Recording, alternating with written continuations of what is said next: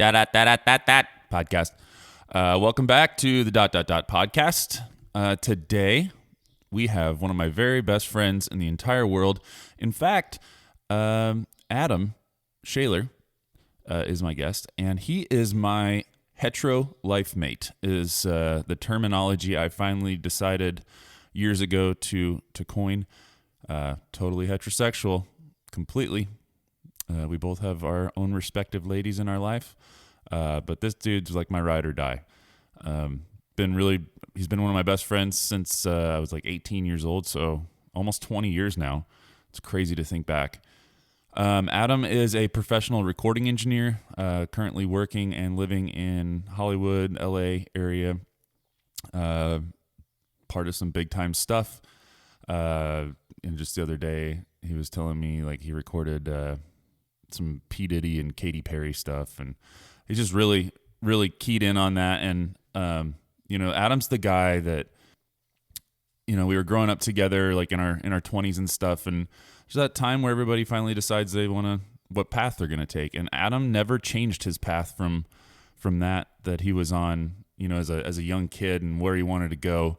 And I always kind of looked up to him for that because he truly did just chase his passion.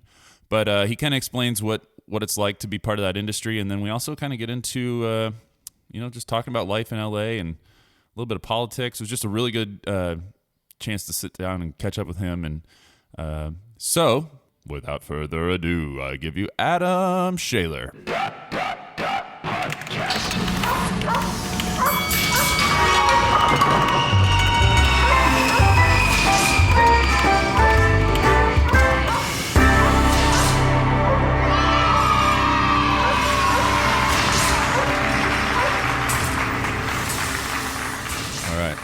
All right, ladies and gentlemen, Mr. Adam Schoeller. What's up, Hetro-Life-Mate? How is it going, mon frere? It's going all right. Good. I will say, nobody that's listening right now is privy to the 30-minute ordeal that it took you to get your act together. And it just really reminded me how much you remind me of... You're like a spastic, chaotic, stressed out version of the Big Lebowski. That's I found this cardigan the other day in the Lost and Found that I just decided I would start wearing because it was really comfortable and I was cold. And when I was wearing it the next day, sitting on my couch in shorts and sandals, Sarah came out and said, "Oh my God." You have transcended form to the dude. And Turns out she was like exactly right. Oh, dude, it's so priceless. I was like, "Thanks a lot, honey. It's great." I can completely see that right now. So yeah, it was bad. I hadn't shaved in like a week and a half. It was not that makes a difference. Right. I'm so incapable of. But you have similar hairstyle. Any sort of the sandals, the shorts. Trait. Oh wow! Yeah, I was a shoe-in for greatness, obviously. Which I think is funny because you're like you're like a visual spitting image, but also like isn't that up there as one of your favorite movies?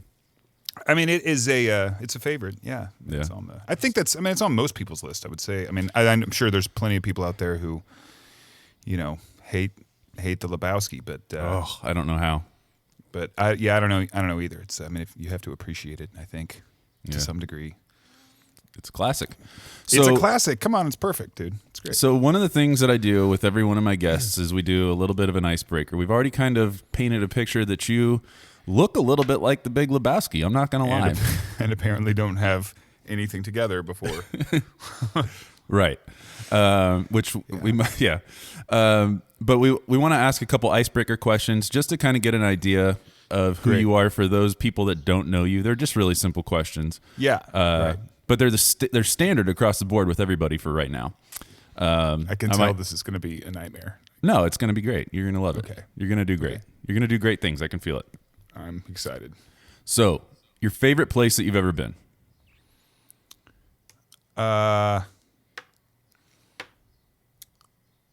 I don't know, man. like my only one place. It can only be one place. Yeah, like while you were there, and you could just be like, or you're looking back at it, you're like, man, that was really cool. I really like New York. New York is awesome. I think New York's great. Just the city. Yeah, just the city. Like it's a lot of fun. There's just so much going on. I really like New York. I obviously didn't prep for a question like that at all, which I should probably just know what that answer is, but Right, but I don't. I like New York a lot. Any of these, so I see it's issue. Well, no, I didn't. I guess that's true. I like a lot of places. It's kind of hard to narrow down. Like, dude, I like to travel a lot. So, but New York is a fun place. I really like Los Angeles too. Like, which is where you live. Which is where I live. Which is why I'm here. This is why I live here. Yeah, this is finally we've put 2 and 2 together and just done that. Yeah, I don't know. I'll take it. New York and LA. You're a big fan. Yeah, sure. So you like the busyness. Yeah, I like the busyness. Next question. Do you think that aliens exist? Yes or no? Yeah, I mean, why wouldn't they? Yeah. Right. Do you want to expand on it just even for like 10 seconds? Sure. Yeah, I mean, it seems justification to it? I mean, it just seems like they would, right? I mean, it's pretty big. There's a lot going on like outside of the little space that we occupy. So I'm sure that across all time and space there is probably some sort of, you mean intelligent life, I guess, I'm assuming, right? Well, I don't ask. I made that assumption. I don't know if. And I think a lot of people do. There was somebody else that I did a podcast with, and the way he answered it, I was like, well, okay, yeah, I'm not even really getting at like intelligent life. I think they've already proven that, like, was it Mars that had like single-celled organisms? Yeah, got like microbial things happening. So that means there is potential for things to multiply. Right. So I don't know. I don't like are the next planet over. You know what I mean? Like there's a billion galaxies or something out there. A million billion or something. It's a lot of numbers. Yeah. So next one is a celebrity that you most identify with or would want to hang out with, or this one you probably can't answer because you have a girlfriend, or the one that you would like to date. I'd love to hang out with. I think it'd be fun to hang out with Conan one time. That'd be like a good time. Like, why not? Like, he seems. I mean, who knows? He's a guy like that. You only know of like his TV persona or whatever, and like a documentary or two. But he seems like he'd be a fun guy to hang out with. I mean, I saw him in the Tokyo airport about a year ago. Really? Yeah, dude, it was really weird. I didn't know that. I flew from like Texas to LA to Tokyo, and I get off and I'm getting there, like I'm going to collect my bag, and I'm just standing there. I'm tired. I'm jet lagged and whatever, and I look right next to me, and there's Conan, and he's sitting there talking to like this team of people, and I don't know if you like how closely you watch Conan, but it was about a year ago. He went over there to go do some challenge or something like that, and him and his entire entourage was like 30 people, and they're all hanging out there. He's crazy tall. Like, he's wicked tall. Like, I'm 6'6", and I felt like he was taller than me. I don't think he is, but yeah, I hear he's a big guy. Big hair too. Okay, so next and last question. Best binge watch of your life. Best binge watch. Ooh. That's hard because everybody, I mean, probably, like Breaking Bad, I guess. Like, that's one that you can really just sit down, maybe 24, remember that? Yeah, oh God, man. Oh God, that was. I think that was the origin of binge watching. That was the OG binge watch experience for me, I guess. I mean, because with 24, we were reliant on somebody getting the DVDs, and they were kind of expensive, and we were all poor. Yes, so, that was a challenge. I think for like 3 or 4 years in a row, that was my gift from my parents. They were like, "Oh, there's this big gift. He wants 24. We got it for him." And I mean, we didn't even make it past like December 26th, and we had already watched it, like 24-hour binge watch. Yeah, I know. That was actually my gift to Justin Calhoun, was me going over to his house and watching his copy of 24 after he got it every year for Christmas, I think. Exactly. Thanks, Justin. Appreciate that. So this isn't necessarily an icebreaker. DVDs, man. DVDs. Yeah, DVDs. Yeah. DVDs. Yeah, that was the deal.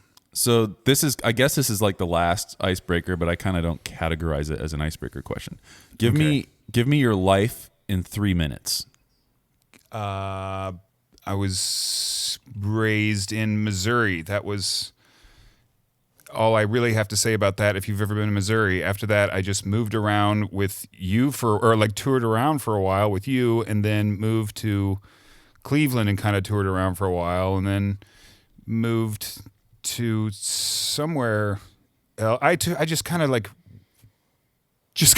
couch flopped for a few years there. It seems like, didn't it? Yeah, very nomadic. And then I went to school for a year, and then I moved to New York, and then to Chicago, and then to LA, and then back to Missouri, and then I met a wonderful gal and moved back to Los Angeles just recently, and I work in audio and music and fields related to those things. Okay, I'm going to fill in a couple gaps there.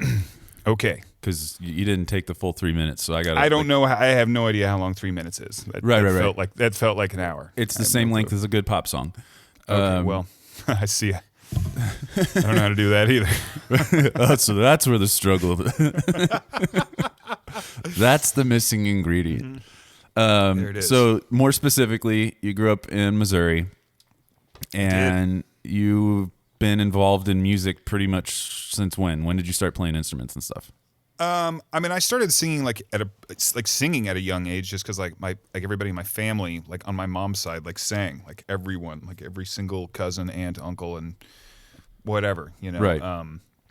So I was just around music from when I was young, just growing up in church, like everybody else in the Midwest. After that, let's see, I think I asked my mom for a bass in fifth or sixth grade, sixth grade, I guess, because I wanted to be cool and I wanted to do that. Also played trombone, starting around that time too, I guess, fifth or sixth grade. And I don't know, I just kind of played in bands with my friends from then on until fairly recently, I suppose. Right. Yeah. So I remember meeting you, and you were just hell bent on being a recording engineer. That was where your passion was. You were going to try to go to Belmont University in Tennessee. Oh yeah. And that was a big thing for you, I remember. And then it's funny that you mentioned the bass, because I would argue that that bass kind of changed your trajectory for life.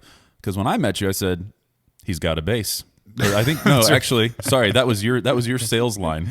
I think it was. I have a bass. Yeah, I do have a bass. And then you and I played in a band. So anybody that's listening, Adam and I used to play in a band.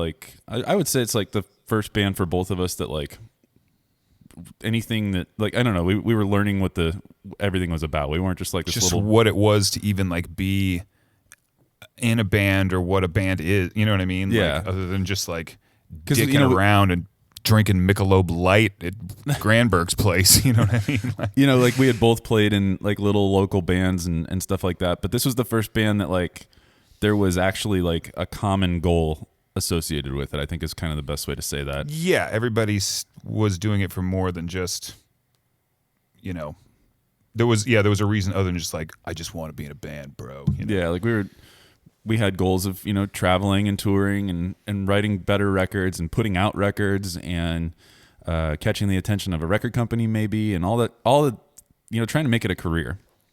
And so that's one thing that we had in common. We played in that band together for 3-4 years and had a lot of firsts, a lot of fun.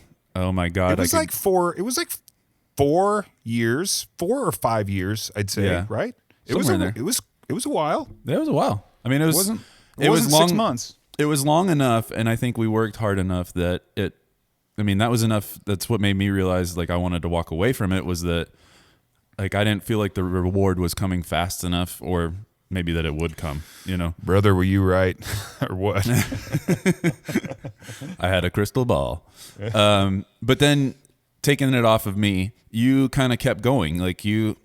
I got to the point where I started getting older, and I said, I don't want to necessarily, I don't know how to chase this forever. And you just kind of kept going with it. Obviously, you went into another facet of it by going to Full Sail.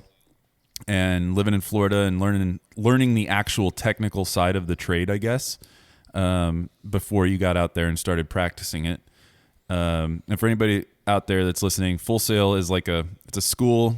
Like, how would you describe it? I mean, just a big YouTube channel, basically. Yeah, I mean that's doctors go to school to learn theory, and then they have to go out and practice it. You can learn all the things you want, but there's nothing like theoretical. I mean, I don't know if they've changed anything in their curriculum or whatever. There's nothing theoretical about anything that they teach, really. I mean, it's all just like technical, like this plugs into this and this goes to here and you push that and it turns on and it's magic, there's no like,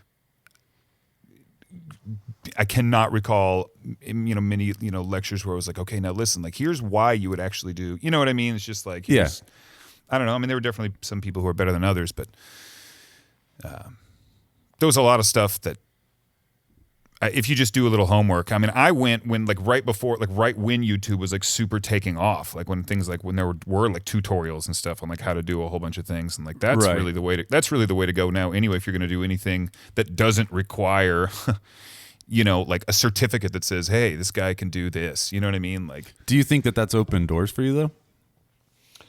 Yeah, I mean, it definitely did. I definitely was fortunate. My first internship basically came because I went to Full Sail or whatever. Like, a friend of mine who had gone a few classes ahead of me had gotten in touch with the studio manager at Electric Lady in New York, and he was just like, "Hey, man, why don't?" I wasn't really sure what I was going to do after school. I guess I just kind of assumed I was going to move to L.A. Maybe, actually, I think. And my buddy was like, "But I didn't have any contacts out here at the time, really." And I mean, I guess I did, but not in the recording world. And so my buddy, his name's actually also Adam. He's like, "Why don't you just move to New York and just like move in with me, and like you can also just like intern." And he was like, "I'll put you in touch with Lee up there and see if see if he'll let you like in, if you like you guys you make a good fit or whatever." So like I did, and that's what ended up happening. So like that wouldn't have happened had I not gone there. So that definitely was a that was a good move, certainly nothing bad about that. And I enjoyed my time at Full Sail. It's just, I think there's a lot you can really, if you, I guess the trick is just knowing how to ask the right questions, and then you can pretty much learn whatever you want, really. Yeah. Good story. I look at you versus me. So I gave the example of like, our band broke up, and I think I went on to go do some of my own music, just as almost like therapy for some stuff I was going through at the time. And then I played in another band, and I worked for other bands too. So I didn't like totally walk away from it, but I started to kind of open my aperture a little bit, that maybe just being the guitarist in a band wasn't my only option. So I started kind of taking on other things, but so did you. But I think that's because I look at things as there's a process to everything. Whereas you, one of the things I really look up to you for is that you don't necessarily chase process as much as you do your passion. Well, that's well, you can kind of go either way with that one, right? You think? I mean, that's I don't know if that's really necessarily a strength all the time. I think it is, because like here we are in our mid-30s, and you followed your passion, and it got you to essentially the same outcome as you wanted when I met you when you were 17. You know what I mean? Like, but I think I just told my last guest that I had on, my friend Melissa, I said that, I think it's funny that a lot of people they go through life and they find something that they happen upon that ends up becoming their life's work. Like very few people have this goal at age 10, 12, 15, 17, whatever, and then they find themselves doing that at an older age. And I think that's all stems from you following passion rather than process. I mean, yeah, that's true. I definitely got lucky with like just kind of like always being like, oh, I really want to do this. Like, or I just always thought it was like really cool. I just like wanted to do. I don't know. That just seemed something like the first time I ever walked into a studio, just being like, whoa, like I wish I knew what all this shit did. You know what I mean? Like, Yeah. it would sure be cool to just walk in here and, with authority, reach over and just turn that knob and something definitively happens. You know what I mean? Yeah. And knowing how to like read that meter and, load that tape on that machine and what the hell is that thing over there? You know what I mean? Like, you know what I'm saying? Like, I don't know, just like, I don't even understand. I don't know. Yeah. I just always, I got lucky in that, I suppose. So, cause I know a lot of people don't necessarily find anything they want to do really. Right. And I think the cool thing about passion versus process, like following your passion. I see a theme here. Well, no. We'll get there. Okay. Like this is a process. Okay. I told you I'm process driven. Of course. I'm not passionate about learning about what you want to know. Right. Shut up. This is mine. You start your own damn podcast. Right. Get your own bottle. But no, like I think, when I kind of beat up like how you got to where you got, I think part of it is that you were passionate about it, and that's kind of an easy sell to earn people's trust, But I think it could get a little tricky later. So here's how I see it. You were passionate enough to let somebody trust you to come in to work with their studio equipment, right? And then you were passionate enough for somebody to take a chance in going into a business with you. And then you were then you learned some experience, and you kind of developed your own credentials, so to speak. But that passion was still there, which helped you. It helped open doors for other people to accept you. Is that like, have you noticed that? Like, obviously you can't just walk in and shake that piece of paper at somebody's face and then be like, oh, you went to Full Sail? Cool, you're hired. Here's your money.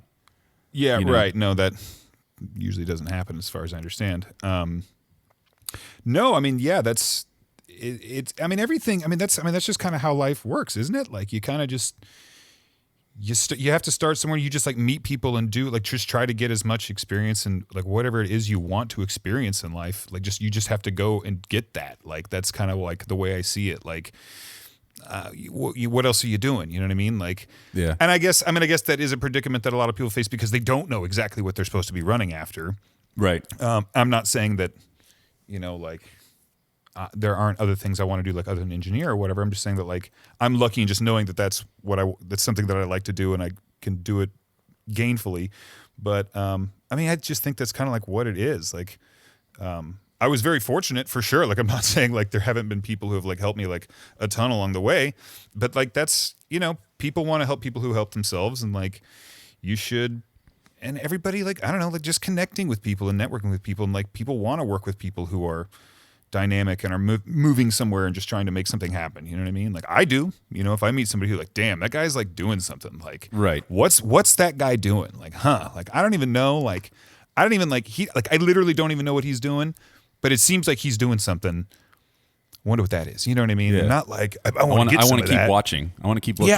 Yeah, I'm curious. Or like next time I see that, that person, him or her or whatever, like I'm just be like, hey, like what's going on? Like, what's the deal? You know what I mean? Like if it's a comfortable setting and it's not, I'm not being a creepo. Like, yeah. Hey, what's your story? Yeah.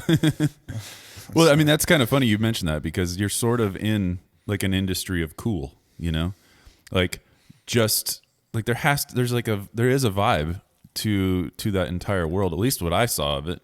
And you're at a totally different level now. So do you feel like you bring something different to the table, whether it be like your passion or just be your persona or what, that helps you win people over versus, anybody else that might come in with a resume that went to Full Sail and has worked in a handful of studios? Like, how do you leverage yourself into the places you get yourself? Honestly, a lot of it's just, at least for me, is like, there is definitely like an air of like, and like it does affect like people differently, but like, it's like when there's somebody who's a celebrity or somebody like really famous or some like crazy musician, like people are like, oh my God, I can't believe, I don't know when that like, some like, because I used to think like, oh my God, there's that person, like, holy shit, man, like, yeah, that's fucking Rick fucking Springfield. I actually saw Rick Springfield the other day at, at Vintage King. Amazing. And I was like, hey, it's Rick fucking Springfield. But I totally lost track of what I was saying there. Rick Springfield just derails me every time. Yeah. You Rick rolled yourself. I did. Yes, I did.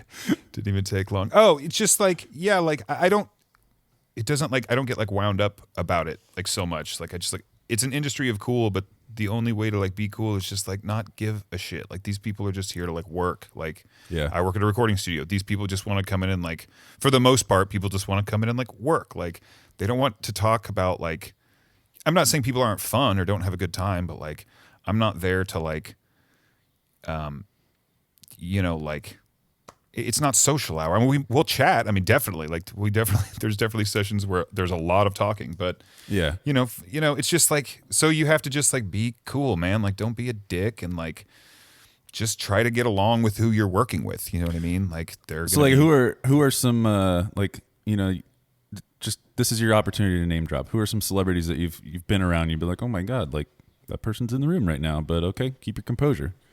Let's see. Lately, we've done. We had a session with like Katy Perry and P Diddy. I think that was like the most like. That was like a couple months ago. I think that was the most like. I don't know, like TV people or something. Yeah. Actually, I guess that's not true either. I was doing I engineered a session for The Voice the other day. Like they came in and shot like one of their episodes at the studio I work at. Oh, yeah. Like when they're like it shows them like trying to work things out with people. Yeah, I mean, it was kind of cool because I had a little bit of respect for like the voice process or whatever, like at least for this particular segment, because basically they had like established a ruse for this girl who's like going to be a contestant, and like she didn't have any idea that like this was just like a ruse, you know what I mean? Like, really? But really, like the judge, like the celebrity judge, like won't give it away. Like the celebrity judge, like is actually there, and it's like they talk, and she has like no idea what's gonna happen. You know what I mean? Like it was organic. Like I was there, like that's kind of cool. I'm not sure if I'll like be in the episode or whatever, but it was fun. Like so, for anybody listening, just keep your eye on the show The Voice, and if you see the Big Lebowski sitting in the background, that's Adam. Please don't do that. Please stop listening to Cory now. This is the Big Lebowski made an appearance on The Voice, and it's actually Adam. That's brilliant. I had on a snappy little black shirt. Outstanding. Oh so I looked mentioned, adorable. You also mentioned that there are other things you want to do, or are there are those established, or you just think, oh, maybe someday I'd like to do some other stuff? Like, do you know like what kind of ideas you have? Yeah, I mean, I'd like to stay like in the music world if I can, like to a degree.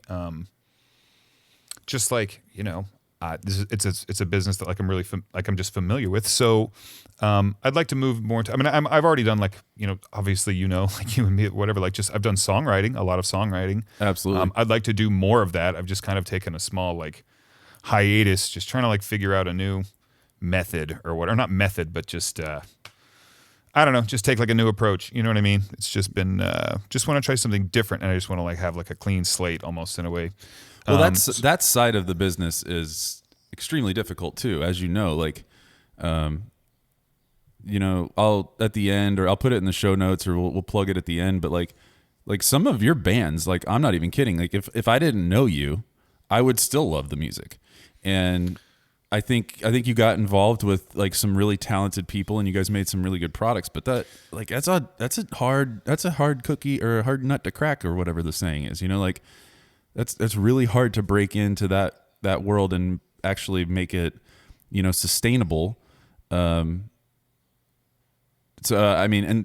when you say it, I mean, have you kind of given up on like the rock star dream, or are you talking more like studio type work, or just writing and selling to other people, or like what do you mean when you say like you'd like to continue songwriting? Yeah, I mean, I would like to do just like songwriting with people, just collaborating with people, and like just kind of like doing studio work. I'm not saying that I'm like I don't ever want to perform again, or like just like play with somebody, like do something with somebody on stage again. Right. Right now I've just been kind of like focusing on engineering, just because I don't know. It's I mean, I enjoy it, and it makes it, it pays the bills and all that fun stuff. But I also just like this. I don't know. I just kind of want to do that right now. It was I wanted to just focus on that. I mean, previously, before I moved to Los Angeles, I was doing like a band and running a recording studio in the middle of the Bible Belt, and it was just kind of a time of like, all right, look, I kind of got to do one or the other, and it just seemed like a better move for me to like come out here and like do this out here, Yeah. But yeah, I want to get into songwriting and just like business, maybe some representation. There's so many different facets. Like the music industry is changing so rapidly. Oh yeah. There's so many different kinds of revenue streams, and you kind of have to have a whole bunch of different ones going on. Yeah. To like make any money beyond something to get diversify. Yeah, Diversify them bombs. You got to do that. That's right. My God. So what's like? I mean, you mentioned like I can't remember how long ago it was. It was probably what 10 or 12 years ago. You were living in LA last time. Oh sure. It was. No, actually, it was like 2011 or something. Yeah. Because I remember you came up. so. You came up to the Bay Area for Thanksgiving that one time. Yes. Yes. Oh my God, that was great. So, so my question here is like, obviously, like you just said, the music industry is changing. Technology is like changing like crazy. You don't necessarily need some big, huge corporate studio with amazing gear to make something that is commercially viable. Your chances are better, I think, if you're doing it that way. But so obviously that industry is changing. Like, what is the vibe in LA? Is like the overall vibe in LA different now than it was back like what 10, 15, whatever it was 10 years ago? Yeah, I mean, things are definitely like different here than they were before. But I think that I feel like things are getting like a little better. This is a unique kind of time for Los Angeles right now, just because, like just as I speak, like it's only been like a month or like 6 weeks since like Nipsey was shot out here. So like things actually kind of got like really tense in like the world that I live in for like a little while. But like overall, the vibe is pretty good, and like it seems like people are like making money. There's like people are getting streams, people are getting signed, people are like doing publishing deals, like things are happening. You know what I mean? So and Right. it seems like I know that there's like new like laws being put in place to like make sure like songwriters and like performers like get what they're supposed to get like from like from the companies who are actually like bringing the revenue in. So like, I mean, I know the studio business is, at least where I'm at is pretty busy, so. Steven Tyler from Aerosmith is helping drive that charge. I know something like, I forget what they call it. It's like the creator, there's a lot like of people. Yeah. The creators like Equality Act or something like that. Yeah. There's like a ton of like different like individuals and like groups of people who are like heading up like a crazy amount of, activism. I can't speak. Yeah. Towards like that cause, because like it really is nuts. But I mean, we definitely have plenty of people, driving fancy cars and like, booking lots of studio time. You know what I mean? So Yeah. And doing well. yeah, I mean, like, and I know we've been busy. I know a lot of other studios in LA have been busy, and I don't see. But you talk about the process just a second ago, like just to go back to that. You say you trying to take it full circle. You have a better chance of like having something commercially viable if it's done at a big studio, but it's really like has nothing to do with that like at all. Like I totally know that. Like I get that. Like anybody in their bedroom can do, who's just got good enough talent or whatever can like figure it out and do it and like make something like that suddenly 6 months later is huge, or a year later is like huge. You're like, God, this kid just I've worked with a few people like that who are just now like starting something that they've been dicking around with for a year or two, and then suddenly like overnight it was like, wait a minute, like how did we get like 50,000 plays on this song? We had like 1,000 last month. You know what I mean? Like stuff like that. That's just like right. Suddenly it just goes. And they made that shit in their bedroom, man. Like they bought crazy. Ozone and some Waves plugins and just went to town. You know what I mean? Like whatever. Which is nuts to me because for the longest time, I thought that like the music industry was going to die. And it's like you just mentioned, like the diversifying. Like it's totally true. Most people these days can't just survive on I write and record and release good music. They also have to consider their public image, and they have to be just as lucrative on YouTube and Instagram. Dude, Instagram. Everybody's got a freaking Instagram, man. I'm like, good. I don't know. Like, I guess I'm old schooler, but I've got an Instagram and I post on there when I think about it, but it's not like on my every waking thought. You know, you're not like trying to turn that into a revenue stream. I'm not live streaming my life like at all times, like right. Which I don't understand. I don't know why you would want to sit around and waste your life watching somebody else look at themselves in their phone, because that's what they're doing, And it's crazy, like the caliber of people that are doing it too. Like Will Smith, for 6 months, Will Smith had like the #1 YouTube channel, and he was just doing like vlogs. Like, hey guys, I'm out today, and I'm gonna go take my son to soccer, and then I'm gonna talk with some guys on the phone about some business. So come along. And you're like, you're Will Smith. Do you really need like maybe like $1,000 that you'll make off this YouTube video? Is it really that needed? Dude, you're kind of a big deal. It's just a way of it's just a way of getting. It's about persona. You know what I mean? It's about public perception and stuff. And like that's how your brand probably stays relevant. Exactly. Yeah. Like he's got a brand. Like he has the Will Smith brand that he has to like. He's got to keep the mansion running. You know what I mean? Like there's so not that he's going to run out of money anytime particularly soon. I'm sure he's pretty well taken care of. However, you got to keep everybody else happy. You got to keep everybody employed because, that's the way it goes or whatever. Does it seem like LA is so? People always joke around, and you see it in movies and stuff that LA is, everybody's an aspiring actress. Or everybody is everybody's trying to get into a movie or whatever. Like, does it feel like even worse now because everybody is essentially everybody in the world now has some level of like celebrity status. Like you, if with hashtag Adam Schoeller could probably like have some level of tiny celebrity status. So it almost seems like with everybody trying to diversify all those things. I highly doubt that. Well, you might be surprised. I find that highly unlikely. I'm a big fan. So do you feel like, that's my neighbor. He's an aspiring this and that. Oh, that's my coworker. He also does this because he's also trying to diversify and get bigger with this and that. And do you feel like you see that more now? I don't.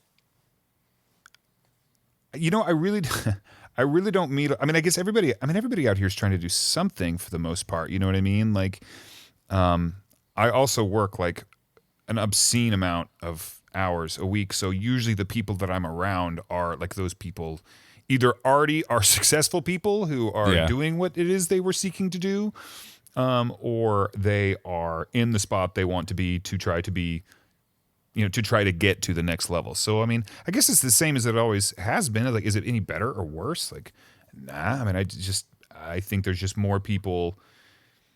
That's how it always was. Just now you have a little more chance of doing it as an individual. You don't have to have some like, huge corporation like shoveling money into you. In fact, now, if anything, it's like you have to prove yourself like big time before anybody's going to take a chance of investing in you. You know what I mean? Like you've already got to be having like an income stream, basically. Like if you can monetize, then somebody else will want to invest in you so they can, guess what, monetize. You know what I mean? Right. So, and that's what everybody's chasing is some sort of brand deal or whatever. That's just nuts. Yeah, it's such a different landscape. Because I remember when you and I, we were playing in bands. Like there was one answer. It was. Get a record deal and have that company promote you. And now everybody's promoting themselves essentially. I remember, Justin saying, hey, there's this thing called Facebook and it's only for like colleges, or for college kids. And he was like a marketing genius before his time, I think. 'Cause he was like, what we need to do is we need to use this Facebook thing and start hitting up or marketing our music to college kids on there. And I just remember it was so foreign and new, we couldn't even wrap our minds around it. You know? Well, and the problem was, Corey, is that none of us went to college. So yeah, well, Justin did.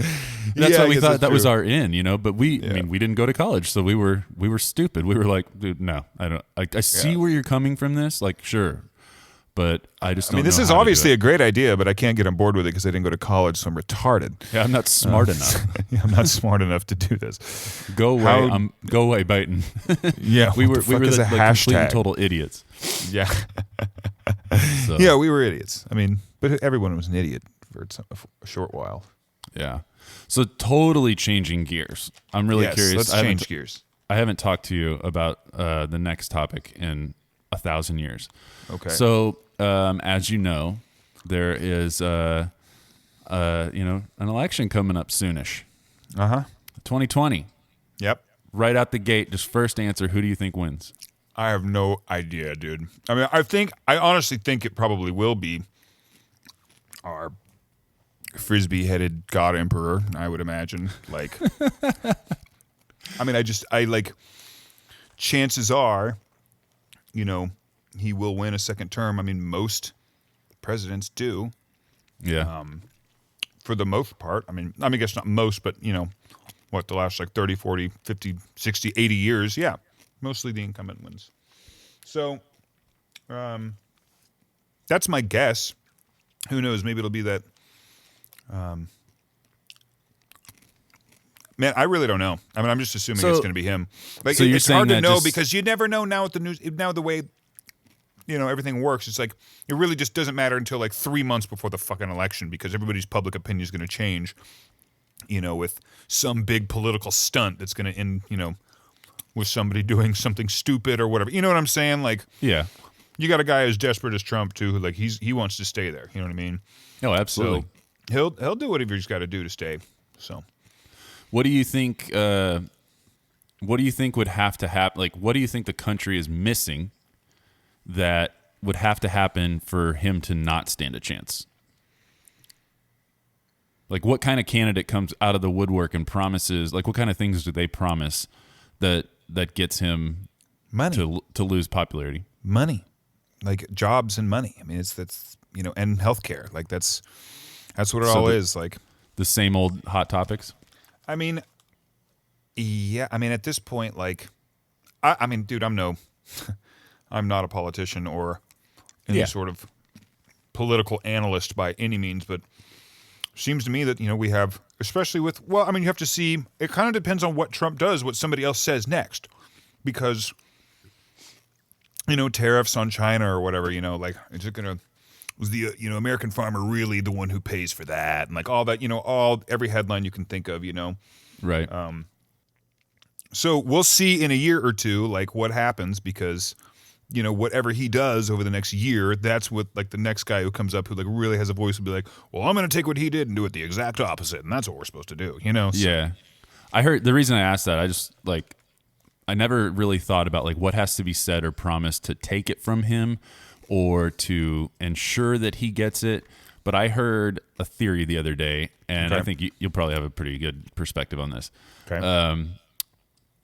I heard a theory that they think that his bargaining chip to win over. So you got to think this new election model that's happening it's you know, there obviously has to be a left and there has to be a right, but nobody really agrees with either of them. So you're not voting for who you want. You're voting for the person that'll prevent the person you want. Or sorry, the person you don't want. Right. You know what I mean? Exactly. I'm going to vote for him so that person doesn't get it. It's a totally unique model. So somebody said to me, they're like, my prediction is that Trump uses the federal legalization of marijuana to win over the left and slaughters by a landslide because he'll already have the conservative vote. He might lose a couple, but the amount that he'll win from the liberal side will just annihilate it because those people won't be able to backpedal and be like, oh, I don't like his fundamentals anymore. All you he's think got to there's do any is truth to promise that? the farmer. I mean, sure. I mean, that's definitely a play. I don't think he'll do that. I mean, if he did, that would be. I mean, he certainly can't just be like, by the way, abortion's legal in all 50 states, no problem. It's all good. He can't do that. Right. Marijuana is probably like the easiest pill that he can use to win the left without breaking everybody else's heart on the right. Yeah. Sure. I mean, it's a play. I don't know. It seems like. Would you, if he did that, do you think it would be a solution? Like, do you think it's a smart play, just in general, aside from politics, to lift the ban federally? Oh, you mean, do I think that would just be a good idea to have federally illegal or federally legal marijuana? Absolutely. Yeah.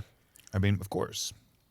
I mean, Like, of course, man. Well, dude, here's the deal. Like, if you want weed, you're gonna find weed. It is so available in enough states that people are taking it other it's always been available, but now, dude, if you want to get weed, you're gonna get some weed. So, and it's not, let's go through every single argument you want. It's not as dangerous as alcohol. It just chills you out. Whatever, man. Like, Yeah.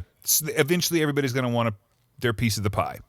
And that does make sense. If Trump wanted to do that, he would definitely have a huge federally imposed tax on it. You know what I mean? It would be outrageous, just so he could be like, well, if you guys want to get stoned, then I'm going to get rich. You know what I mean? Or whatever. Well, yeah. And I'm going to give it all to the farmers. The farmers are going to take it all, Right. And I've always argued that, I guess in support of those whole, it's safer than alcohol, all that kind of stuff. Like, I've always argued, despite the fact that, I don't utilize it, but I can look at it and I can say, you have something that's in demand. You have something that, like you just said, you could tax. Everybody wants it. Yeah. It's not, it's a no-brainer as far as an economic stimulus. Well, and forget even just like getting stoned, like just like being able to not have a big deal with like treating people who actually benefit from the effects of having like THC pill, capsules and supplements and stuff like that, reduces their seizures and like is a good treatment for like their cancer. You know what I'm saying? Like their complications from cancer. You know what like it comforts people. Like, good grief! Like, why can't at least let those people have it for God's sakes? Just out of compassion. It's if funny. Helpful, I guess I didn't realize that there is still a weird gray area there with that. Like, my mother-in-law had cancer and she was being treated for it, and she got a medicinal marijuana license for it. Mm-hmm. But that was only valid in her state. Yeah. But any other prescription in the world you can cross state lines with because it's a prescription. Yeah, no, as soon as you step out of that state somewhere else, you're done. You know what I mean? I was a guy in I didn't realize Kansas. There was a guy in Kansas City just recently who the sheriff or someone came through and like raided his whole room. Like, this guy is in bed with like pancreatic cancer, and he's got some THC pills, and he is in the hospital, and he's like taking these basically on his own. Like, somebody at the hospital like ratted him out, and like they're there like searching all of his belongings and like taking so they can find them and take them. And he's like, great, like wonderful. Now I can like suffer because I don't like to take fucking heroin or like the codeine or whatever they give me, whatever they were giving him. Opioids or opiates or whatever. Yeah, exactly. Opioids. Like, dude, that stuff is terrible. You're just itchy and sleepy all the time. Who wants to do that, I'm one of those. I had a double jaw surgery like 3 years ago, and I can't stomach those narcotics like at all. Like, I was so sick to my stomach the second I started taking them, and like I just ended up being in pain because of it. Not saying that that I would I'd smoke weed to fix it, or that smoking weed would have fixed it, but it's just that option. Like, it's just another thing that somebody could have in their tool belt to fix it. I do struggle with one piece of it though. It's kind of interesting. Is like, where do you draw the line in the sand with? Well, I mean, yeah. Okay, so I see what you're saying. Like, can you smoke before, blaze before you go to work? Is that what you're saying? No, I'm just saying, like, where does the line get drawn in the sand? Like, I'm just playing I'm trying to create a hypothesis of if he were to come along and just swipe it and say, cool, legal everywhere. Technically speaking, states can states go back and then say they're still going to be illegal if it's federally legal? It Yeah, depends they on can. how far you want to defend the state's rights. You know what I mean? Like if a state wants to say, hey, like we're not going to do this or whatever, then. But, at the same time, like the only way to do that is for the state to come along and sue the federal government and probably go to the Supreme Court. And that's when they will ultimately decide, like, yes, states can do whatever the hell they want, or no, like this is you can't throw people in jail for marijuana because we say that it's cool, man. So now you have to have your, if it's medical, you have to have your prescription. If it's recreational, you can only have so much, whatever. Like, just like they would regulate anything else, I guess there's no regulation on beer. If somebody pulls you over with 150 cases of beer in the bed of your truck, nobody going to do nothing about it, I don't think, bud. Yeah. But you see my point. Yeah, I mean, I look at like the second and third order effects of, a federal, lifting a federal ban, because would that further divide the left and the right? Would the left-leaning states take more of a liberal stance at it, and the, and the right just saying absolutely not, we're not going to cave on this, and then now it's all of a sudden, you're going into a further divide between the left and the right. Man, here's what like. Honestly, there's so many states, like even just Missouri just passed medicinal marijuana. I don't think it's that big of a hot button issue for the right, like near as much of it is as for the left. You know what I mean? Like I think that's the important like distinction is like I don't think the right really gives a shit. I mean, yeah, some of those hardliners out there are gonna be like marijuana's bad for you, but like. I mean, look at all these conservative states that are all at least allowing, like, or decriminalizing or whatever. They're taking small steps, like, and people are voting for this. This isn't just, like, mandated. Like, this is what's happening. So I don't think people really, like, I just don't think people care as much. It's been made to be a bigger deal than it actually is to most people. Oh, absolutely. But to the left, yeah, for people who want to get stoned, like, damn it, dude, they just want to get stoned. Like, what's the big deal? And people on the right who don't want it, it's like, dude, who cares? Like, but I think that's the crazy part is, like you just said, it's become such a non-issue that you have people on the right that just want to get stoned too. Yeah, well, and I mean, it has nothing to do with being on the right or left and wanting to get stoned. It's just like, well, it kind of does if you're trying to determine, legality of it. But our culture has become like, look how much different it is, like, between the late 90s and now. When you watch television, and, like, first of all, weed hardly ever came up in the late 90s on TV. It was usually in movies. Yeah. It was usually, Friday or How High or whatever, you know what I mean? Like, or Tommy Boy, you know what I'm saying? Or if it was in TV, like, in Saved by the Bell or something like that, like it was, oh my God, it was such a stigmatized thing. Yeah, this is an opportunity to highlight the damaging effects of illegal drugs and stuff like that. It's very, very Nancy Reagan era. It's kind of lingering over. Yeah, but that's not. It just isn't the case anymore. Like, and like just even like teen shows or whatever. Like everybody's blazed, man. Like that's what everybody's doing. Like. And one of the reasons why is because there is no regulation. You know what I mean? Like kids are just going and getting like unless it's in a state. Where it's legal, like you're just going and getting weed from somebody. You know what I mean? Is it totally legal in California right now? Totally.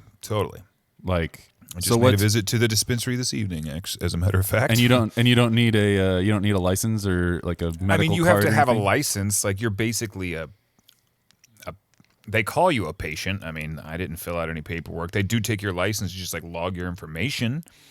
But I don't even you don't have to have a California license. I've got an expired, broken, chewed up in plastic Missouri license. I'm not surprised, dude. No, it's well, takes a long time to get to the DMV out here. Yeah, I waited for 3 months for my appointment at the DMV, and when I got there, I found out that I had something wrong with a car accident I was in out here several months ago, and I had to call Sacramento. Did you know that in the state of California, that when you get in an accident, you have to call the DMV and tell them? Oh my gosh! Did you know that?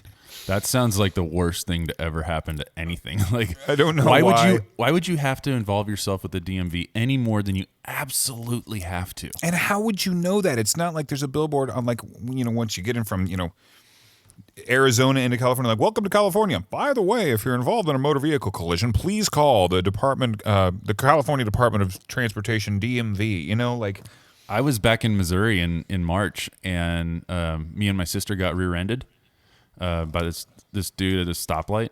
Oh shit! And it messed up her car real bad, and technically it totaled it. And then this guy's truck was like completely unscathed. So we called the cops, and the cops were like, "Does anybody need to go to the hospital?" And we're like, "No." And they're like, "Okay, just take each other's insurance information. We don't have enough officers to dispatch out to come and." Bro, that's how it is. That That's be nuts, dude. Dude, it's crazy. That's what happened to me. Like, was involved in a car accident, and like, it was not a fender bender. You know what I mean? Yeah, like the car I was in was totaled, and I think his car was totaled too. It was not good, and we called the police, and they're like, "Is anyone hurt?" And we're like, "No, luckily everybody's fine." I mean, we all hurt afterwards, but nobody was like, in dire need of medical attention. Like injured. No, and so they're like, "No, we don't come." Now, we went to the police station a couple days later because we wanted to be thorough. We didn't want to like leave any stone unturned. Right. And we asked the guy, we're like, "Hey, like, we need to file a police report, or we need to like see a copy if there was a police, whatever." He's like, "Nah, there isn't one." And we're like, "Okay, well, that's where we're here. We want to file one." He's like, No. You don't understand. Like, there isn't going to be one. Like, they're like, we're not doing that. Like, we just don't." And like, basically his thing was like, "Look, we just don't do that. Like, your insurance companies are fighting it out anyway. It's not for us to like find fault. They do that now." Yeah, but isn't it like the law enforcement's position to be a mediator, so to speak? Like, no, you would think like somebody there to validate that the insurance card and the driver's license that I just got aren't completely bogus. Like I live in, or my family lives, I'll live there soon, in Louisiana. And when we got there and we first bought our car insurance, so we buy this new car, we get our car insurance, and I could not get over how expensive it was. Like, it was hands down 2.5 times what I'm used to paying. Like, I have a squeaky clean driving record, and it was just through the roof expensive. And I asked the guy, I was like, "What on earth is like the issue here? Like, what can we pull down? Do I need to do a higher deductible? What's the deal?" And he's like, "No, man. State of Louisiana has the highest number of uninsured motorists of any state in the country. All 50 states. Good Lord. More people are driving around here without insurance. So you got to pay the difference, essentially. You're essentially paying to protect yourself against the guy that's going to hit you that doesn't have it. So all the more reason, dispatch some damn cops. Come out here and catch somebody that doesn't have insurance. Take away their license, and man, be a member of society." And that drives me nuts. No, it's dude, that's insane. I didn't realize Louisiana. Yeah, it's Louisiana's really slipping ridiculous. down there. Yeah, it is. I've spent a lot of time in Louisiana. It certainly is a dump. You know what? I do love New Orleans, though. I've had a lot of good times in New Orleans, and oddly enough, but would you want to live? Would you want to live there? Man, it's really hot, man. Yeah. I don't know. That's that muggy thing. I don't know if I can handle that. Yeah. Not again. Yeah. It's just you said you've been to Shreveport though? Yeah, a lot of my like my grandma's family is like from Shreveport. It's like I've had family there for a long time. Yeah, Shreveport and Baton Rouge. Yeah. Oh, actually, you know what? I did know that. You had told, like, when I told you we were moving there, you were like, "Yeah, I got a ton of family there." And Lacey got me like 9 kinds of excited one day at work. I was working and she sent me a text. "Hey, Adam just announced that he's moving to L.A." And selfishly, like in my own lane, I was like, "He's going to move to Louisiana? And we're moving to Louisiana? This is great." And I got to thinking, it would make more sense for a guy in the music industry to move to Los Angeles. I'll tell you what, bud, whenever you get done with that Air Force, the little thing you're doing over there, why don't you just move your own family on over here to Los Angeles, bud, and we'll just hang out. Dude, I don't think I could do California again. It's crazy here, man. It really is nuts. I just don't. I've lived there for a grand total of like 8.5 years of my life. For one, it's expensive. I don't think I could. I'm not going to advocate too hard, but I really don't think I could get on board with like the wildly liberal agenda. That's just me. Like I definitely I value liberal. some of the liberal stances. Like I think What's your thought on unisex bathrooms? How do you feel about that, Corey? Actually, I do have an opinion. Would you like to hear it? I would love to hear your opinion. I think there's an easy solution. I think we could stop the argument just by, so check out, you have a bathroom in your house, right? Everybody listening, You everybody. know what? I actually don't. You know this. Oh, this sorry to hear. we couldn't afford it. We just thought, it was either refrigerator or the toilet, and we were just like, you know what? Turns out the food and the toilet go in the same spot, so you had to pick one. Yeah, it was kind of like that. No, like It's right next to the shower though, so it's great. So here's my thought on that whole thing. Well, actually, I'll tell a real quick anecdotal story. Good. The second time I flew from Japan to the States, I landed at SFO in San Francisco. Right. And I was like, oh my God, I got to pee. I'd been on a plane forever. And I ran to the bathroom and I got tripped up because I didn't know where to go because of the way the signs were. There was, I forgot how it more or less alluded to this is a men's, this is a woman's, and this one's allowed to be a men or woman's. Like it's something weird. And it was the first time I'd ever seen that, but I remember hearing about the issue with the news and stuff. So my answer to this is you have a bathroom in your house, right? And I have one in mine. Yeah, we've established that, right? Right. And I don't have a men's restroom in my house or a woman's restroom in my house. I just have a restroom. Yes. And if you go to like a really nice mall, every once in a while, you'll see like you walk into the men's restroom and there's a big like full-size door. And you open that big full-size door and you close that full-size door and you lock it and you have your own little non-gender You're the king of the world. Yeah. You have a toilet. You need to sit down and do your thing. You sit down and do your thing. You need to stand up and do your thing. Stand up and do your thing. Like, why can't we just have like a bathroom that you walk in? This is the restroom facility. It's got a big long line of sinks and it has isolated toilet areas that people are completely closed into. So you don't have the fear, the people that are super scared of it, don't have that thing to say, oh, somebody could be peeking at me. No, you can't. You're in your own room. I mean, an argument I would have against that, and I'm not saying like this invalidates your point. Right. I'm saying like, what about but I live in North Hollywood, man. There's twice a week you walk in somewhere and there's a crackhead in the bathroom. You know what I mean? Like, who's locked himself in there or whatever. There's crack pipes and needles outside my apartment every other day. So You need to move. these people, well, hey, bud, North Hollywood's it's a jungle. You're only further supporting my point that I don't think I could live in California again. Well, I mean, this is one very small section of California, I think. Right. So, this isn't Beverly Hills. This isn't even like Woodland Hills.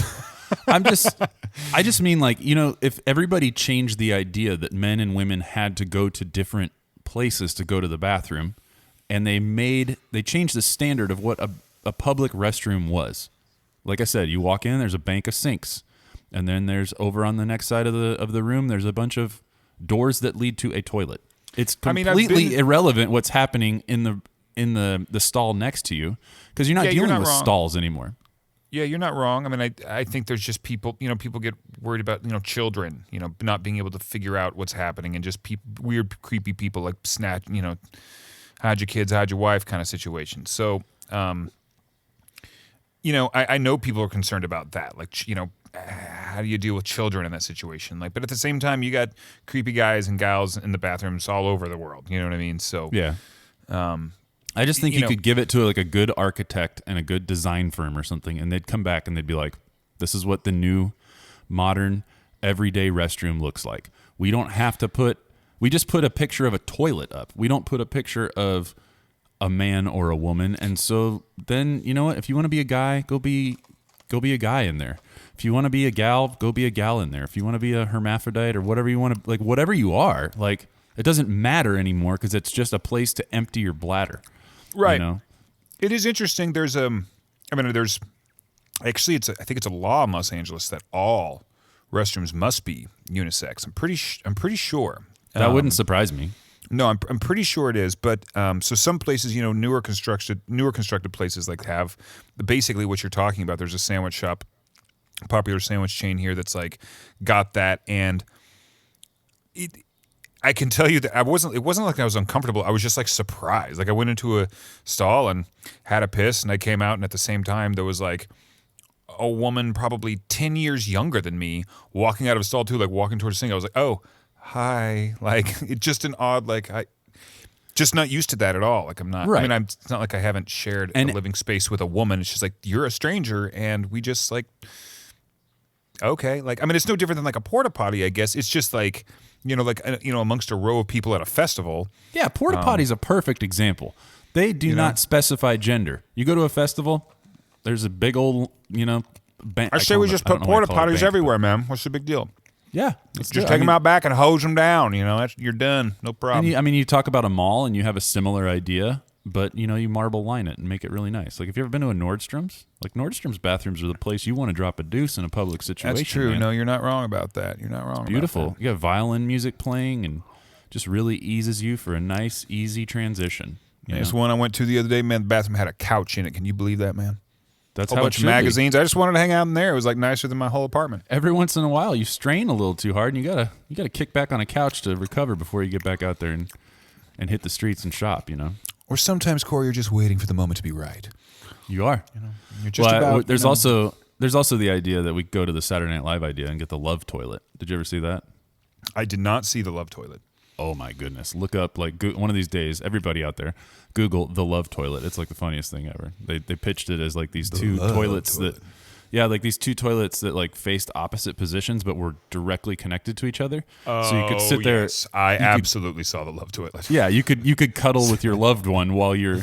And they're sitting there like they have like a glass of wine with like candlelight, and they're like practically cuddling while they're dropping a deuce. It's pretty good. Yes, I believe that the lady and I have gone and viewed that more than once, actually. Because you guys want to have one installed in your bathroom, don't you? Yes, because we're weird. We're weird people. We are weird people. Well, we've gotten real close to hitting an hour or just over an hour, so we'll wrap it felt up. Like 3 hours. I know. I don't want to eat up all of your time, but I did mention that we'll give you a chance to plug. Where can people go hear the music that you've made, and get to experience that? That is an experience. That's a fact. If you get on Spotify, you can look up Justice Adams Band. That was the last endeavor I was engaged with my homies Sammy, Sharon, Ruben Smith, and Cameron Stacy. The best band in the world. Wow. Yeah, those guys are the best. That's the secret, kids. Even if you are a sub-mediocre guitar player, go find yourself a great drummer, guitar player, and bass player, and you'll be fine. Just don't worry about it. It's gonna be fine. Just do that, and everything will be okay. And that was kind of a little bit more of like a slightly kind of alt country-ish kind of what vein of music would you compare you guys' self to with that? God, who knows what we were doing with that? Like, I don't know. Some of it was like just shamelessly like pop stuff that was just had like a slide guitar in it, and that's what made it quote country. Yeah. And then after like doing that for a little while, we were kind of just like, you know what, let's just write like regular songs that like don't have like some like tilt one way or the other than just like, I don't know, just kind of like high energy like rock music or catchy rock music with guitar and drum and a vocal and a bass and I can't advocate enough for it. I absolutely love everything you guys were doing. So even though I understood where you were coming from when you said, "Hey, we're gonna take an indefinite hiatus and break up or whatever," and I'm gonna move to LA. I was heartbroken because I was always looking forward to you saying, "Hey, put out some new music," because I loved what you guys were doing. But I get it. So, but there is a catalog that people can go check out. So go check out Spotify and look up the Justice Adams Band. Adam, thank you so much for taking the time to do this. I appreciate you. As per usual, it's just good talking to you. And, dude, always. I love you, bud. I love you, brah.